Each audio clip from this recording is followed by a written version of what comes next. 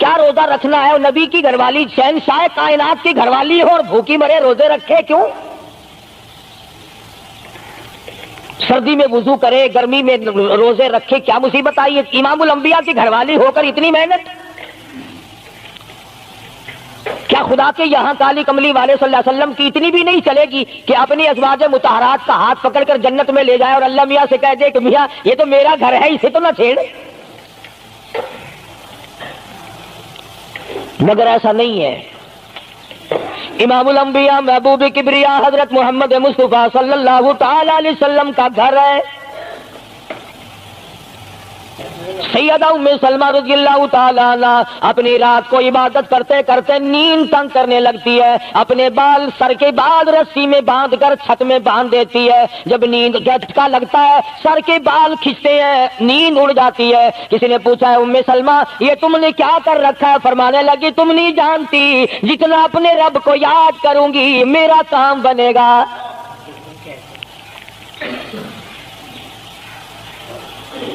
کتنی نصیب ہوں گی وہ مائی جن سے شادی کرنے کے لیے محمد عربی صلی اللہ تعالی علیہ وسلم تشریف لائے۔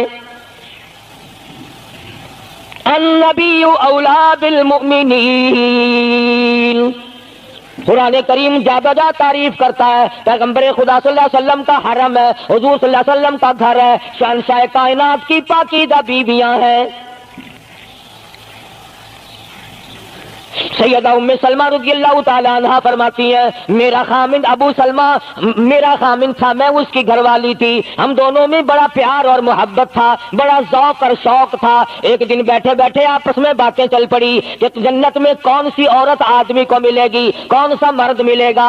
حضرت سلمان فرمانے لگے، ابو سلمہ فرمانے لگے میں تجھے بتا دیتا ہوں، میں نے سنا ہے مدنی کریم صلی اللہ علیہ وسلم سے اگر مرد عورت دونوں نیک ہوں، عورت مر جائے مرد دوسرا نکاح نہ کرے، وہی عورت جنت میں اس کے ساتھ جائے گی، اور اگر مرد مر جائے عورت دوسرا نہ نکاح کرے پھر وہ عورت اس کے ساتھ جنت میں جائے گی۔ ام سلمہ کہتی ہیں میں نے عرض کیا آؤ ہم تم دونوں عہد و پیمان کر لیں، وعدہ کر لیں، اگر آپ مر جاؤ تو میں شادی نہ کروں گی، میں مر جاؤں آپ شادی نہ کرنا، تاکہ جنت میں دونوں آرام سے رہیں گے۔ حضرت ابو سلمہ فرمانے لگے نہیں نہیں میری بات کو مان لینا، میرے بعد اگر میں مر جاؤں تو کسی سے نکاح کر لینا۔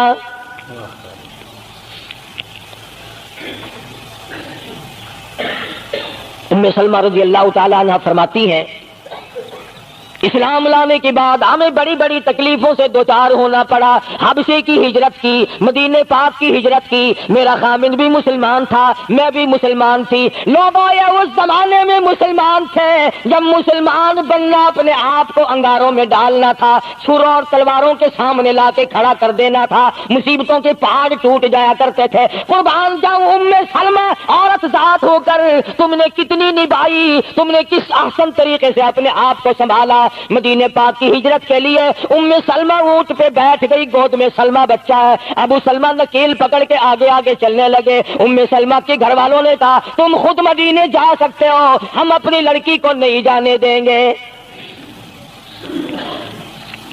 اسلام اور ایمان کی وجہ سے کس قدر مصیبتوں کے پہاڑ ٹوٹ رہے۔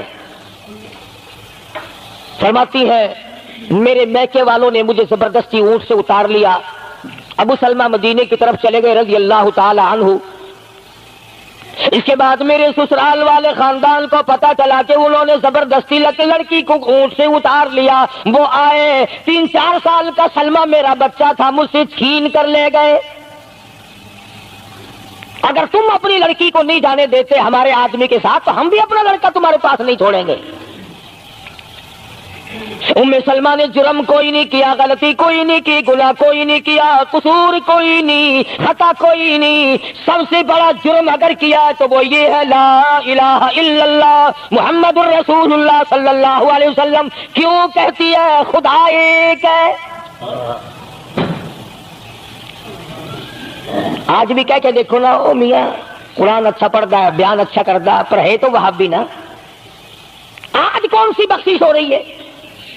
ام سلمہ رضی اللہ تعالیٰ عنہ فرماتی ہیں خامد مدینے میں، بچہ میرا سسرال والوں کے پاس، میں اپنے میکے والوں کے پاس، سارا دن ریت کے ٹبے کے اوپر بیٹھ کر پہاڑی پہ رویا کرتی تھی۔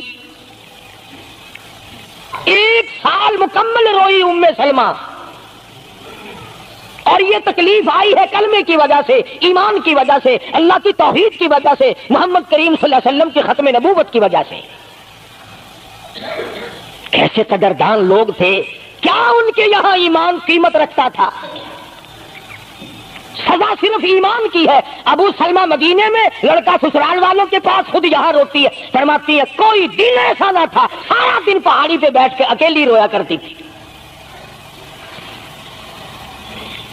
آج تو اگر تھوڑی سی کوئی پریشانی آ جائے، بستی میں سے، محلے میں سے کئی رہنما اٹھ کھڑی ہوں گی، پرانی پرانی، منہ میں دانت نہیں، پیٹ میں آنچ نہیں، بڈھڑا کے میں بیکل سے سا فجر ٹھیک تھی ویسی ایویں کر ایک ککڑ لے، فلانی جاتے پیر بیٹھا، وہ ککڑ جا کے وہ متھے مار، وہ تیری بیماری کا علاج کرے گا۔ اندازہ لگا شرک کا راستہ کس طریقے سے بتایا جا رہا ہے۔ ام سلمہ رضی اللہ تعالیٰ عنہ سارے سال رو رہی ہے، خامن کا پتہ نہیں، لڑکے کا پتہ نہیں، کلمے کی وجہ سے مصیبت میں آئی ہوئی ہے، ایک دن بھی غیر کے دروازے پہ نہ گئی، ایک دن بھی شرکیہ کلمہ زبان سے نہ نکلا، ایک دن بھی یہ بات نہ کہی ہائے میری جان کو کیا بن گئی۔ اللہ کریم کا دروازہ کھٹکھٹاتی ہے، الہی میرا بچہ مجھے ملا، میرا خامن مجھے ملا۔ بالآخر ایک دن ترس آیا بھائی کو، وہ سارے قبیلے کو کہنے لگا وہ ظالمو تم نے اس مسکینہ کو کیوں مار رکھا ہے، اسے چھٹی دو، بیچاری اپنے خامن کے پاس جائے، بچے کو لے، تم کیوں مار رہے ہو اسے؟ عورت ذات ہو کر اتنی بڑی مصیبت کا جھیل لینا کہ مذاق نہیں۔ ایک ہمارے زمانے کی مستورات اور خواتین ہیں، کبھی جلوس نکالتی ہیں، کبھی کچھ کرتی ہیں، کبھی کچھ کرتی ہیں، لوگ اب کہہ رہے ہیں کہ یہ جائز نہیں، ہم نے تو کہا کہ ہمیں تو پتہ نہیں جائز ہے کہ ناجائز ہے، تم نے ان کو آزادی دی ہے، تم نے ان کو استعمال کیا، تم نے ان کو بتایا کہ آؤ بی اے ایم میں پڑھو، یوں کرو، پھر تمہیں افسروں سے شادی ہو جائے گی، بڑے بڑے جرنیل تمہیں ٹکرا جائیں گے اور بڑے بڑے گھروں میں تمہاری شادیاں ہو جائیں گی، ورنہ کوئی وجہ نہیں کہ مسلمان عورت اپنی توہین کرائے یا وہ کسی قسم کے معاملات میں دخل اندازی کرے، یہ بھی تو آخر عورت ہے۔ سیدہ ام سلمہ رضی اللہ تعالیٰ عنہ اپنے بچے کو لے کر مدینے پاک کی طرف اکیلی روانہ ہوئی، ابھی کچھ سفر طے کیا تھا، ایک صحابی ملا، غلام ملا کالی کملی والے صلی اللہ علیہ وسلم کا، پوچھا ہے تو کون ہے؟ عورت نے جواب دیا میں ام سلمہ ہوں، خامن مدینے میں ہے، مدینے میں جا رہی ہوں، تیری ساتھ کوئی ہے؟ کہنے لگی اللہ کی ذات ہے بس۔ کیسا ایمان ہوگا؟ کہتی ہے میری ساتھ اللہ ہے، مائی ربی، میرے ساتھ میرا رب ہے۔ صحابی نے مہار پکڑ لی، نکیل پکڑ لی، آگے آگے چلا، جہاں ٹھہرانا ہوتا اونٹ کو بٹھا کر اللہ والا درخت کی آڑ میں چلا جاتا، یہ نیچے اترتی، نماز ادا کرتی، ضروریات سے فارغ ہوتی، پھر سوار ہو جاتی، پھر وہ اونٹ کو اٹھا کر لے کے چلتا۔ سیدہ ام سلمہ فرماتی ہے رب ذوالجلال کی قسم میں نے اس جوان جیسا کوئی شریف نہیں دیکھا۔ آج تو لال دوپٹہ دیکھ کر کے اچھے بڈھے منہ آدمی کے منہ میں بھی پانی آ جاتا ہے، ذرا سا رنگین کپڑا دیکھا نہیں اور جناب گھوڑے کی طرح ہی ہوئی نہیں، اچھے والوں کو ڈوبتے دیکھا ہے۔ سیدہ ام سلمہ رضی اللہ تعالیٰ عنہا مدینے پاک میں مسجد قباء کے قریب پہنچی، اللہ والے نے بتا دیا تیرا خامن ابھی قباء میں ٹھہرا ہوا ہے، یہاں تیرا خامن ہے، چھوڑ کر پھر مکے واپس گیا۔ یعنی حضور اکرم صلی اللہ علیہ وسلم نے مکہ مکرمہ میں کچھ حالات کا اندازہ لگانے کے لیے بھیجا تھا، تو یہ کتنا سفر کیا ہے عورت کی وجہ سے کہ اکیلی ہے، کہیں پریشان نہ ہو، میں اسے پہنچا کر پھر واپس آؤں گا، پیدل کا سفر ہے۔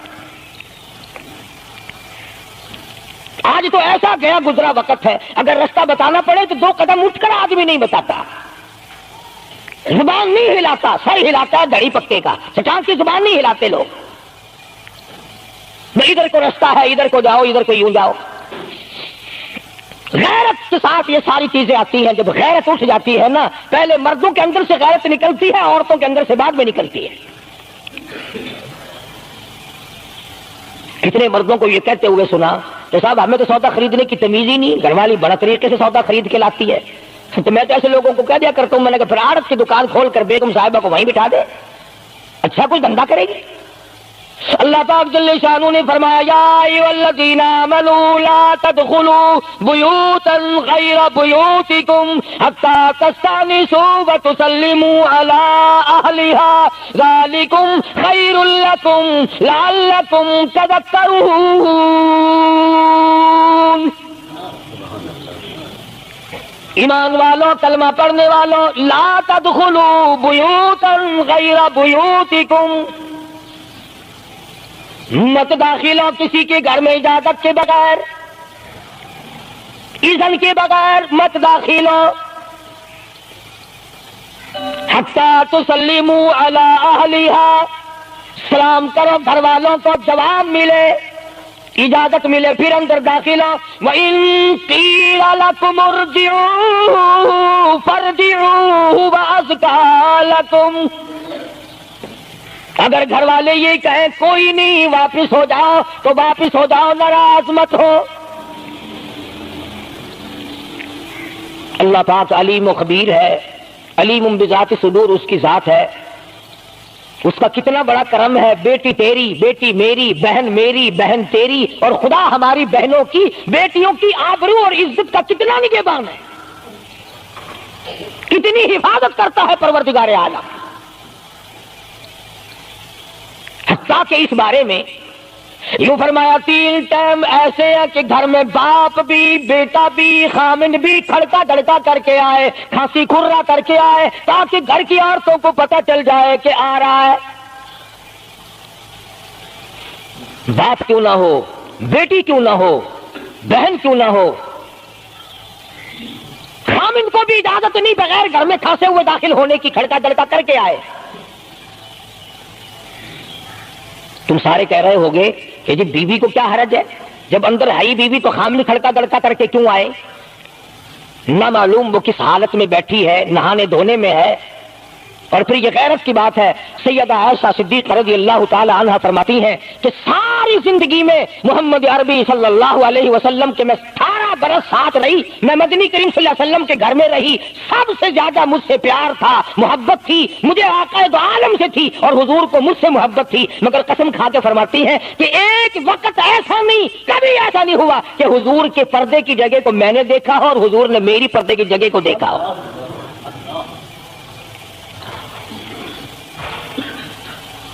میاں بیوی نبی اور گھر والی ہے. تو یہاں پہ فرمایا من قبل صلاۃ الفجر، فجر کی نماز سے پہلے دکان سے اٹھ کر، بیٹھک سے اٹھ کر، گوار بیٹھک سے اٹھ کر، باہر سے آ کر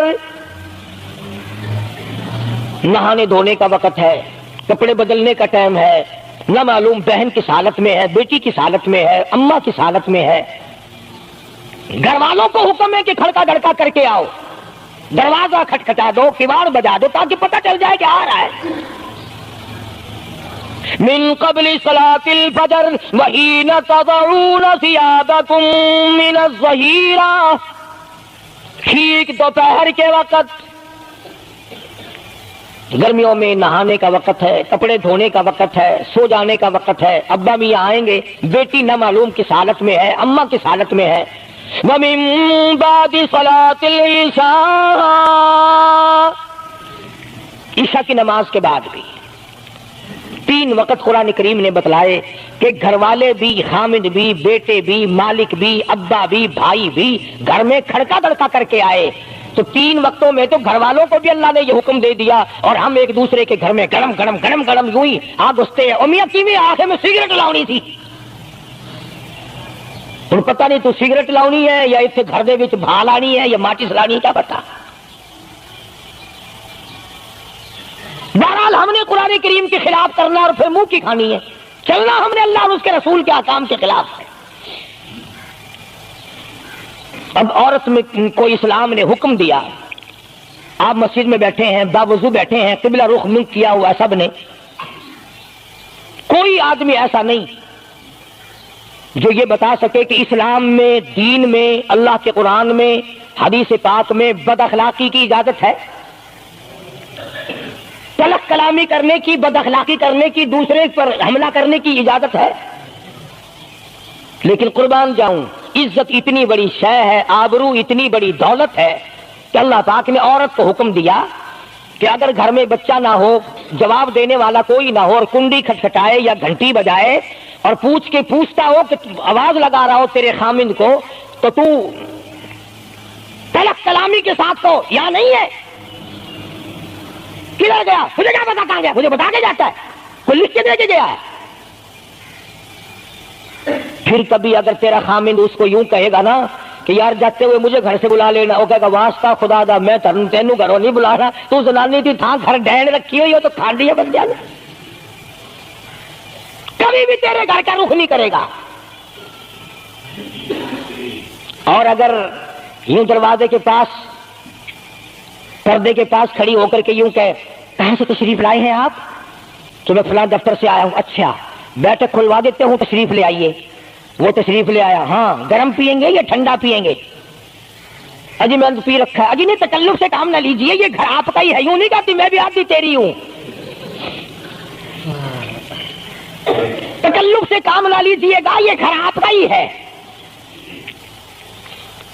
جب اس طرح سے عورت بات کرے گی، وہ تو اگلے دن بھی بہانہ ڈھونڈ کر کے وہ تو میں چلتا چلتا دلہ دروازہ کھٹکھٹائے گا تیرا۔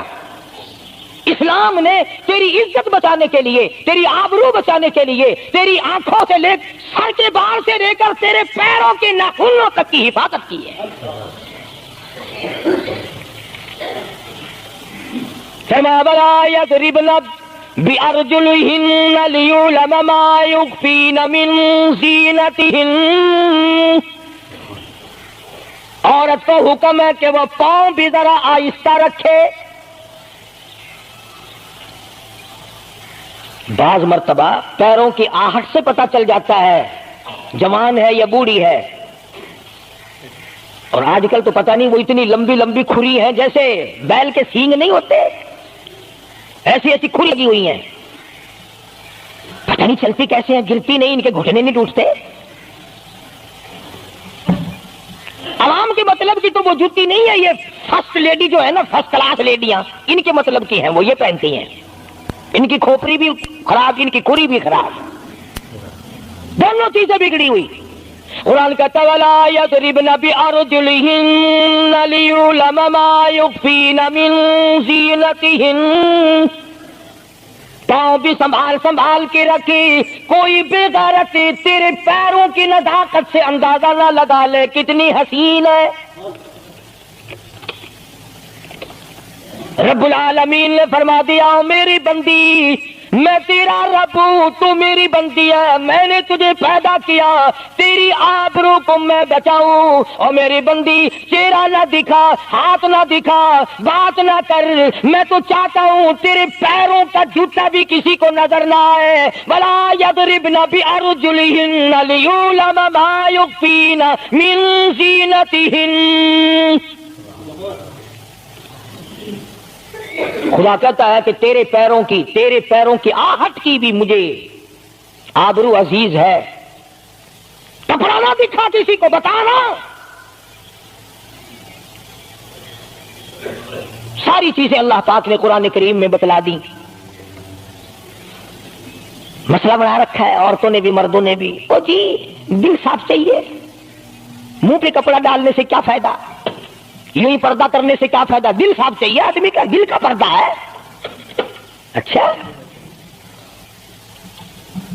دل کا پردہ ہے، تمہیں کس نے بتایا دل کا پردہ؟ دل تو خود ہے ہی پردے میں، دل تو اللہ پاک نے کئی پردوں میں رکھا ہوا ہے، مگر تمہیں یہ معلوم نہیں۔ کمند کہتا ہے کہ دل کی نہیں تقصیر، دل کی نہیں تقصیر، کمند آنکھیں ہے ظالم، دل کی نہیں تقصیر، کمند آنکھیں ہے ظالم، یہ جا کے نہ لڑتی وہ گرفتار نہ ہوتا، آنکھوں نے پہلے لڑائی کی، دل قریب گرفتار ہوگا۔ اور بڑی عجیب بات کہی، کہتا آنکھ سے آنکھ لڑی مجھے ڈر ہے دل کا، کئی جنگ و جدل میں مارا نہ جات ہوں،